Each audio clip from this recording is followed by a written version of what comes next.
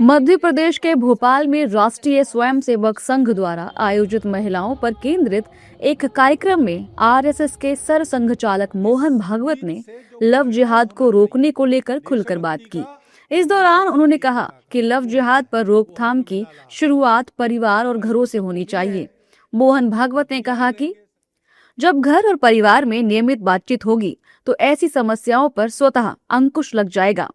हमें ये सोचना चाहिए कि हमारी बेटी किसी अजनबी द्वारा कैसे बहकाई जा सकती है।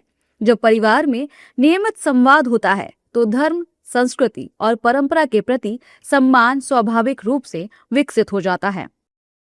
मोहन भागवत के इस बयान पर AIM प्रमुख असुद्दीन ओवैसी की तीखी प्रतिक्रिया सामने आई।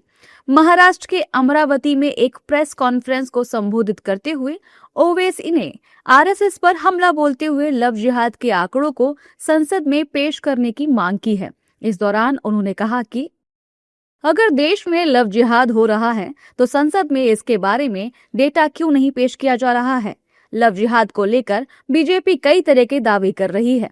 पहले तो लव जिहाद की परिभाषा देनी चाहिए। अगर कोई युवा जो 19 साल से 21 साल के बीच का है वह अपने फैसले खुद ले सकते हैं। ये मेरी पसंद या नापसंद का मामला नहीं है। कानून उन्हें ऐसा करने की इजाजत देता है। मोहन भागवत के बयान पर ओवैसी की तीखी प्रतिक्रिया को लेकर सियासी बयानबाजी भी तेज हो गई है।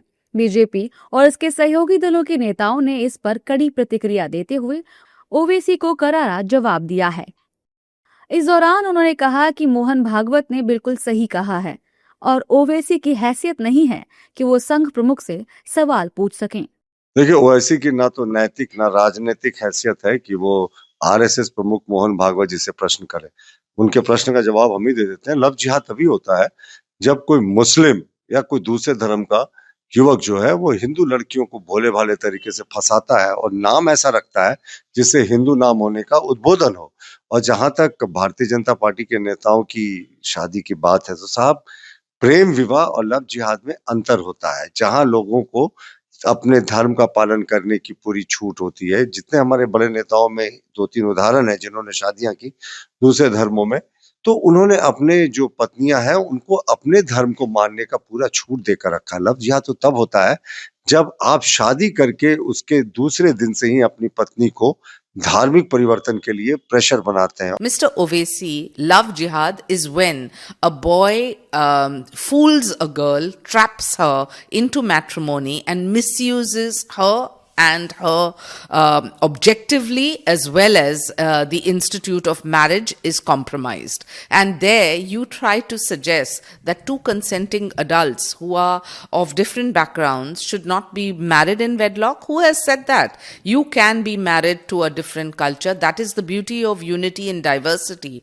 but not by trapping young girls and misusing them and misusing their entire family structure. और निश्चित रूप से हर परिवार को, क्योंकि देखिए देश है, ये परिवार जब सुदृढ़ रहेगा, परिवार संस्कारित रहेगा तो स्वस्थ रहेगा, विचार स्वस्थ रहेगा, संस्कार रहेगा, सरकार स्वस्थ रहेगी। तो देश को स्वस्थ रखने के लिए, विकसित रखने के लिए परिवार का शुद्ध रहना जरूरी है। और ये विदेशी मानसिकता वाले लोगों के बयान का कोई जवाब नहीं।